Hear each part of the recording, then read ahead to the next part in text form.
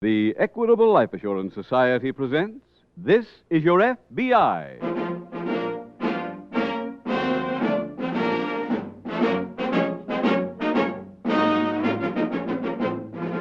This is Your FBI, the official broadcast from the files of the Federal Bureau of Investigation. Presented transcribed as a public service by the Equitable Life Assurance Society of the United States and the Equitable Society's representative in your community.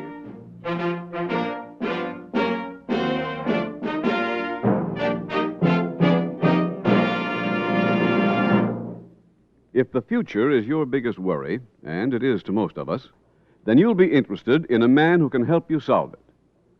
He is your local representative of the Equitable Life Assurance Society of the United States, an organization of 6 million members who have joined together to provide for their future security. In about 12 minutes, I'd like to tell you more about Equitable Society men and how they may help you enjoy the advantages of membership in the Equitable Society.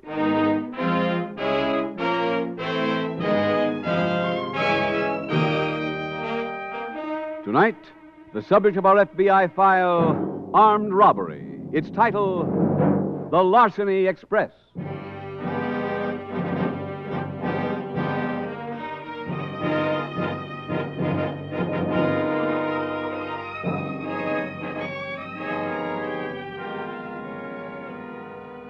This is Memorial Day, and throughout the country, Americans have decorated the graves of men who died, that others might continue to live in freedom. It is, of course, fitting that those men should be so honored, but it would also be fitting if on this day the graves of other men were made greener. Other men who, though not military or naval personnel, were also fighting for the freedom of others when they met their premature deaths. Those men have come from the ranks of the law enforcement agencies of America, local, county, state, and federal. The job of law enforcement officials is to fight our homegrown army of criminals, an army which, like any other, uses various instruments of death. No police officer knows when the phone will ring and call him, nor, like the soldier, does he know in advance where his assignment may take him or whether he'll survive.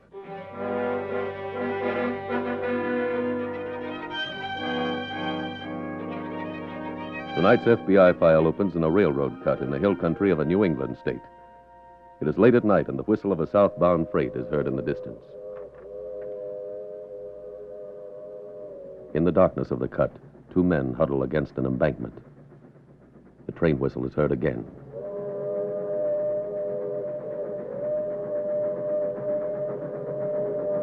One of the men steps forward, cups his hands, and yells, "Okay, Pete!" With that, a man at the far end of the cut steps onto the tracks and lights a flare.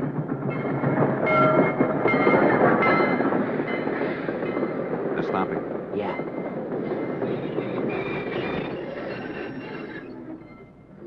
Because the flare which stopped the train has been planted at a carefully chosen point, the train is strung from one end of the cut to the other, and right opposite the point where the 2 men had been huddling is a sealed freight car. This is a car, Harry. Right. As they break the seal on the freight car, other men tear open the door of the car ahead. The men work quickly, professionally. They unload 3 cartons of wristwatches from one car, 4 large cartons of nylon stockings from the other. By the time the cartons are moved off the freight cars, the train crew has inspected the track beyond the cut, found nothing wrong, and signaled for the train to start again. She's pulling out.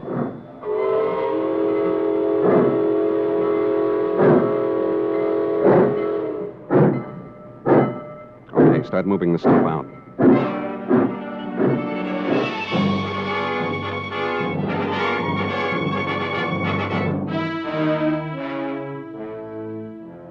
Later that night, at an FBI field office, Special Agent Bob Dixon reports to Supervisor Carl Norwood.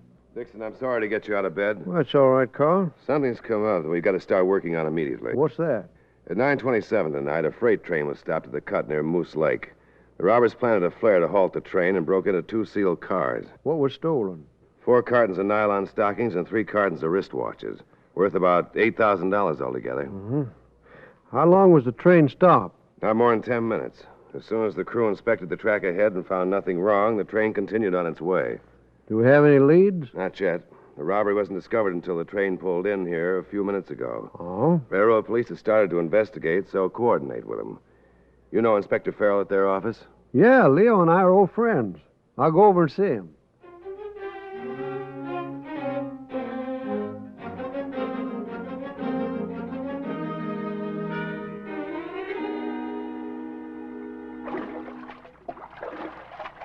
Joe, let me give you a hand. No, I can make it.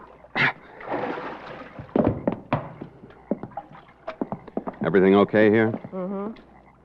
Where are the other guys? Out in the boat.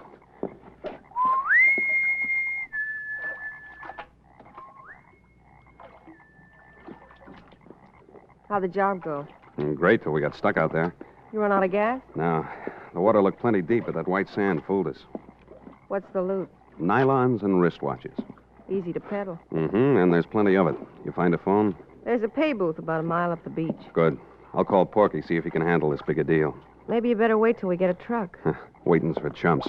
We'll steal a truck tomorrow morning and get this stuff to Springtown.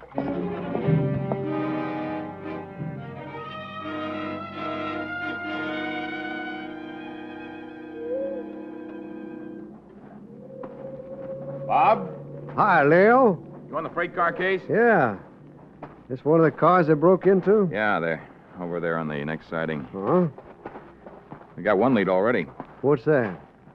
Sheriff Guthrie called from Moose Lake and said there was a boat reported stolen tonight from the hillside of the lake. Guthrie, huh? Yeah. While we were talking, word came in that it was found floating free. He's out inspecting it now. Good. He also sent down the flare that was used to stop the train. Oh, here we are. Hey, these look like fresh scratches on the lock. Could be tool marks. Yeah. Here, wait till I get some chalk out of this kit. Here we are. Well, it's just so we don't forget to shoot a picture of it. Nothing else on the door there. Want to go in? Okay. I got it, Leo.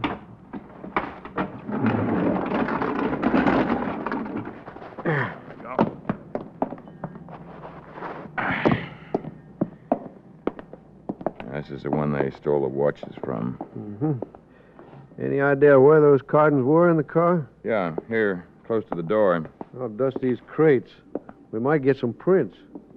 Let's give you enough light. Yeah, thanks. As soon as we finish here, I'm driving up to Moose Lake. You want to come along? When'll that express be in with the flare? About 2 hours. Well, I'd better wait and get it to our lab. Then I'll come up and meet you.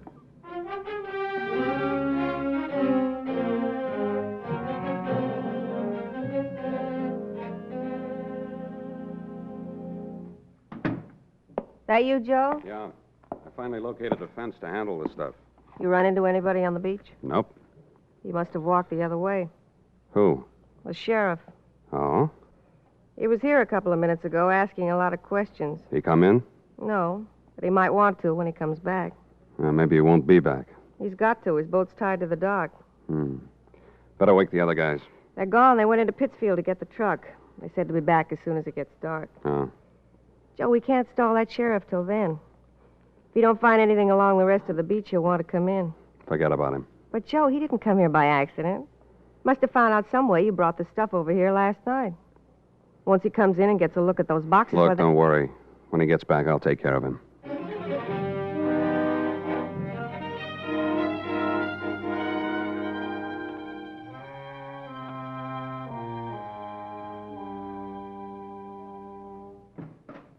Come in, Bob. I've been here sooner, but I waited for the report on that flare. Yeah? They bring up any prints? Not enough to get an ident. Where's Sheriff Guthrie? Other side of the lake, and I'm worried about him. Word, why? Well, he hasn't called in since he left this morning. What made him go to the other side of the lake? Oh, he left a report. It's on that stolen boat. He found quite a few traces of white sand in it, and there's only one spot around the lake with white sand. That's Craven's Point, just about opposite here. Mm-hmm. That report show who the boat belonged to? Yeah, and Sheriff Guthrie interviewed him. The owner's never been to Craven's Point. So that sand was probably left by the thieves. Are you familiar with Craven's Point? Yeah. What's it like? Not much there, except an old boathouse and this white sand beach. Then if the thieves landed there at the boathouse, somebody might have seen them. Well, the place is only open during the summer. Have you had a look at the scene of the robbery? Yes. The only thing I found was a heel print. Just one? And there was evidence of other footprints, but none of them were deep enough to make an impression, though. You make one of the heel print? Mm-hmm. It's in my car. Oh. Bob, you know, it's 6 o'clock now. I know Guthrie. He wouldn't be gone all day without checking in. Not unless something happened to him. Can we get a boat and go over to Craven's Point? Yeah. There's a place here that rents them. I'll call and see if they're open.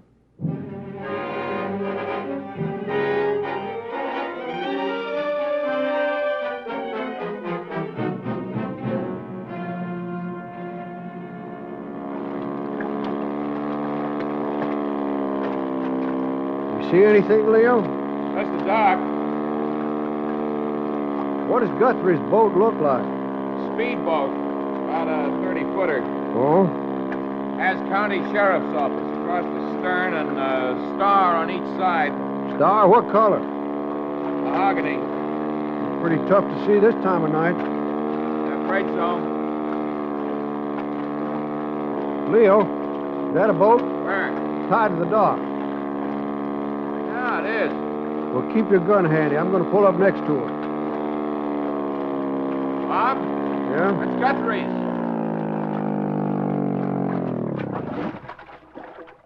Got the rope. Hook it. Now, wait till I see if I can reach his boat. There, I got it. Empty. Yeah. Maybe they're holding him inside the boathouse. Uh-huh. Cover me. I'm going to shore. Yeah. Okay. Come on. No lights in the house. How do you get in there? Well, there's a door on either side and one in front. What's beyond the house? Dirt road to the main highway. Anybody living along the road? A few farmers. Hold it. Huh? I saw a light. Where? Down there through the slats in the dock. In the water? Yeah. It's shining on something. It looks like a flashlight. It is a flashlight.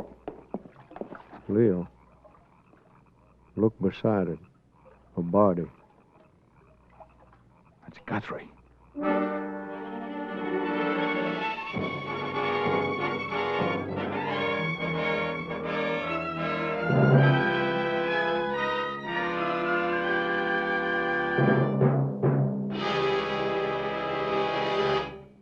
We will return in just a moment to tonight's exciting case from the official files of your FBI. When you have a legal problem, you go to a lawyer. If it's a health problem, you consult a doctor. But if your problem is your future, who is the best man to consult? Well, Mr. David C. Gardner found an answer to that problem by joining the Equitable Society. I wonder if you'd tell us, Mr. Gardner, why you joined the Equitable Society. It was this program, Mr. Keating. You see, money for future security was my problem. So when I heard about a plan described over this program that seemed a way out for me, well, I called my local Equitable Society representative. You're right, Mr. Gardner. You have nothing to lose, possibly everything to gain by discussing your life insurance problems with an Equitable Society agent. How did it turn out, Mr. Gardner? Well, I did myself and my family a big favor. My Equitable agent worked out a plan that gives me security and peace of mind I've never known before. Well, that is the goal of every Equitable Society representative, helping provide economic freedom for American families. Life insurance is his career. He has made an intensive study of all forms of life insurance. He knows the advantages of each. He can show you how to get the most from your insurance dollar. And he is backed by a staff of highly trained experts in the home office, actuaries, technicians, economists. Millions of families like Mr. Gardner's have discovered this. The right Equitable Society plan can assure you peace of mind and future security. If that's what you want, don't put it off. Get acquainted with the man who can help you most. Consult your local telephone directory for the name of your local Equitable representative. Or write this station. That's EQUITABLE. The Equitable Life Assurance Society of the United States.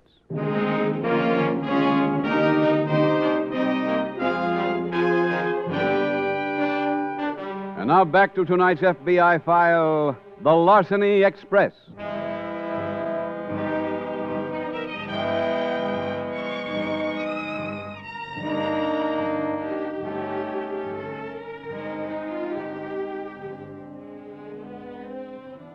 Special Agent Dixon and Railroad Police Inspector Leo Farrell immediately removed Sheriff Guthrie's body from the water and began artificial respiration.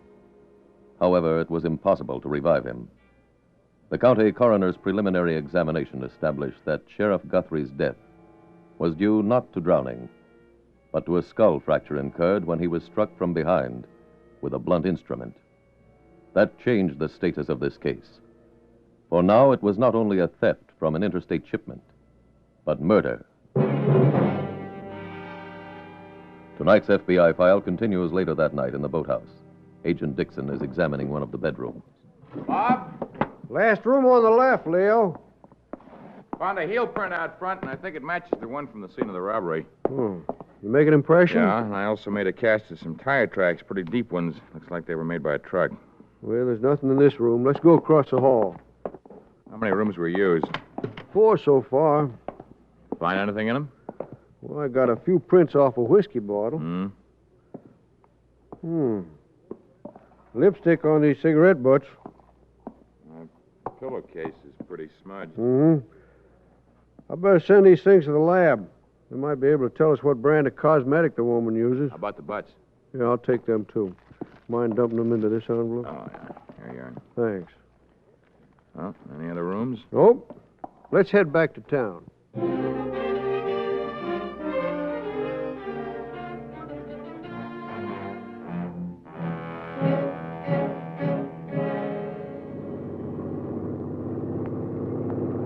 Katie. Hey, Katie. Wake up, will you? Where are we? Locked from the garage, can't you see? I can, now that my eyes are open. Light already? Mm-hmm. You been driving all night? No. Harry had the wheel for a couple of hours. He in back with the others? Yeah. Sorry I wasn't better company. That's okay. What are you going to do about this truck? Oh, after we unload, Harry takes it and leaves it. Where? Any place. Without a truck, how do we get the stuff to the fence? Part of the deal was he's got to move it himself. Oh. What are you stopping out here for? I don't know if I can get into that garage. You can't unload on the sidewalk. Stick your head out and watch that overhead door. Okay. Okay, so far. Keep going. Easy. It's awful close. Can I make it? You're okay so far. Go ahead. Another couple of feet and you're clear. Easy. Okay. You're in. I'll get the guys out. We'll unload.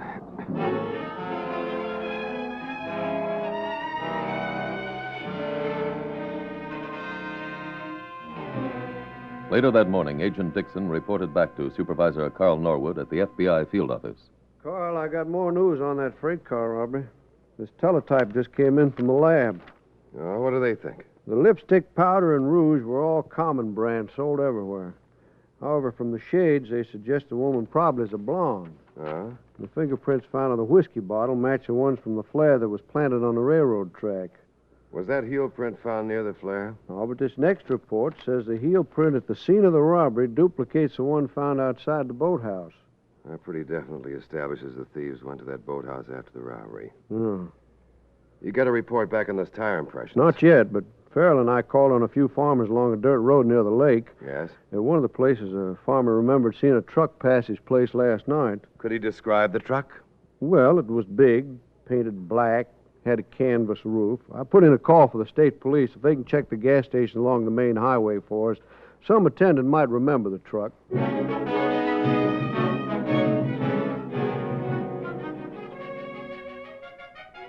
At the FBI laboratory, technicians were busy examining the plaster tire impressions and comparing them with various standards. Every tire company uses different shaped treads, and a sample of each style is kept on file for use in cases like this. where a single set of fingerprints can be identified in a few minutes out of a collection of more than 123 million sets. Matching a tire impression frequently takes longer. However, a few hours later... Carl, we got that laboratory report. On the tires? Yep. They're made exclusively for Pioneer trucks. Quite a few Pioneers around. They've got a district sales office here. Try to get a list from them of every truck they've sold in this area.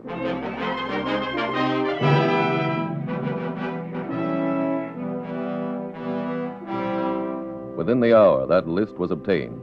Agent Dixon called every truck owner. He learned where their trucks had been the night before. He got the name of every driver. One after another, those names were eliminated. Carl, I think we got a break. What's that? An express company in Pittsfield reported one of their trucks was stolen yesterday. It's a Pioneer, painted black with a canvas top. Pittsfield, huh? They could have driven from there to Craven's Point last night without any trouble. You get the license number? Yeah. Also the motor number and speedometer reading. Send out an all-points alarm.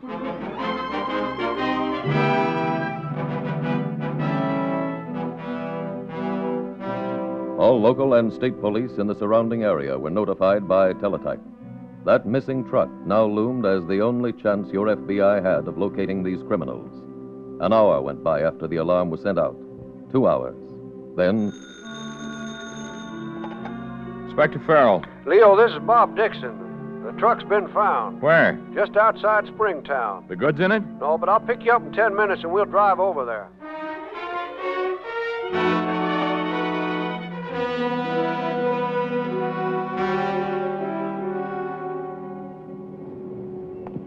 Leo, the speedometer reads 9,460. You know what it was when the truck was stolen? Yeah, 9,138, so it's been driven... Yeah, pencil? No, I got one, thanks. Truck's been driven 322 miles. Uh-huh. Well, it's 43 miles from Pittsfield to Craven's Point. Well, that leaves, let me see, 279. That chart give the distance between Craven's Point and Springtown? Well, it should. Hmm. 274 miles. Well, that leaves 5 miles unaccounted for. So they stayed on a pretty straight line between Craven's Point and here. Mm-hmm. And they probably wouldn't drive too far after unloading the loot. Well, we can't search every building in Springtown. No, I guess not. Well, let's look over the truck. Right.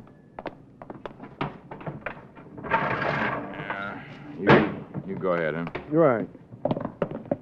Come on. There. There's some glass over there. Uh-huh. Painted green.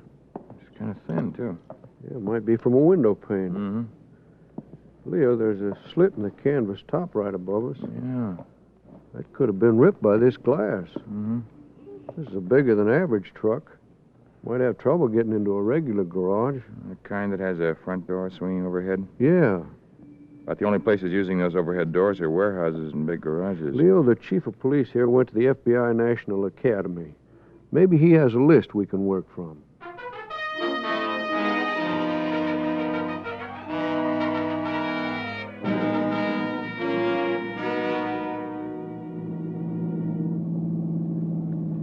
Where's the next stop, Bob? Well, we've covered all the warehouses. Any garages left? 5. Turn right on the corner. Okay. It's a couple doors down. At the place?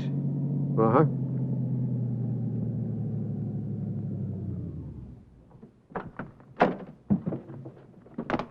Here we go. Okay. Hey, Huh? overhead door, Bob. Yeah, I see that, Leo. And a couple of panes broken. And the others are painted green. You see inside? Yeah. Doesn't seem to be anybody around. Let's try that side door. Right. Here you are. Go ahead.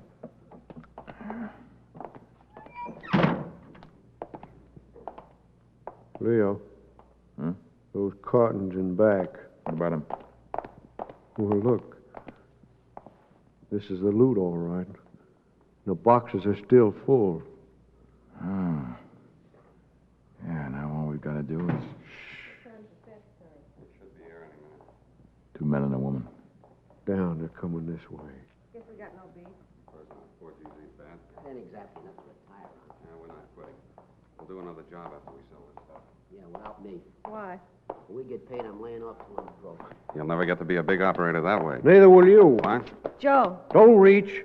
You're all under arrest.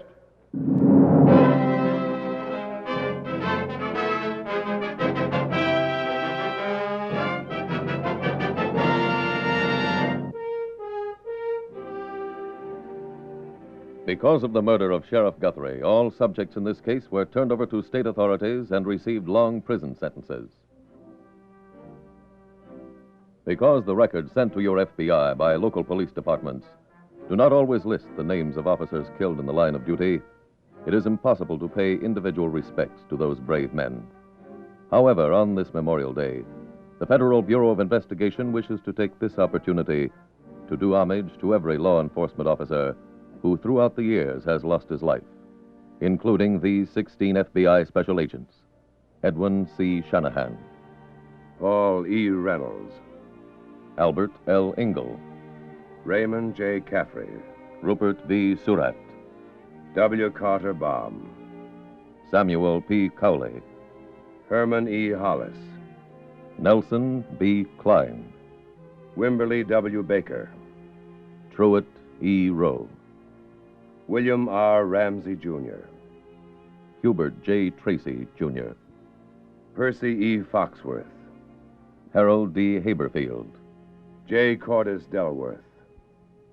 May they rest in peace.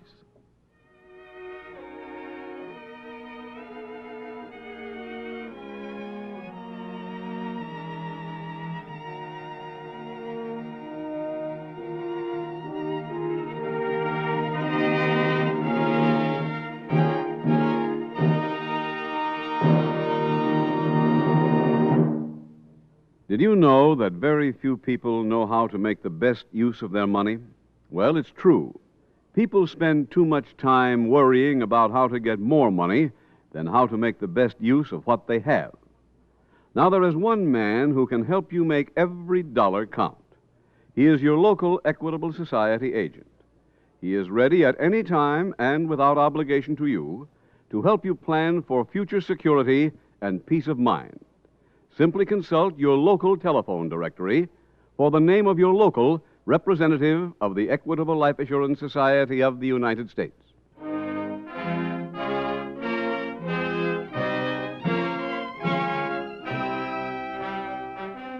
Next week, we will dramatize another case from the files of the Federal Bureau of Investigation. Its subject, interstate transportation of gambling devices. Its title, Jackpot.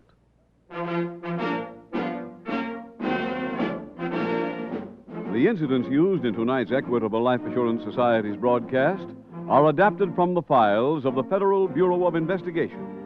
However, all names used are fictitious, and any similarity thereof to the names of places or persons, living or dead, is accidental. Tonight, the music was composed and conducted by Frederick Steiner. The author was Jerry D. Lewis. Your narrator was William Woodson. Others in the cast were Newton Arnold, Billy Hallop, Lamont Johnson, Charlotte Lawrence, Tom Tully, and Carlton Young. This Is Your FBI is a Jerry Devine production. This is Larry Keating speaking for the Equitable Life Assurance Society of the United States and the Equitable Society's representative in your community, and inviting you to tune in again next week at this same time when the Equitable Life Assurance Society will bring you another thrilling transcribed story from the files of the Federal Bureau of Investigation. Jackpot on This Is Your FBI. Stay tuned for the adventures of Ozzie and Harriet. There's fun for the whole family when Ozzie and Harriet come your way next. This program came to you from Hollywood.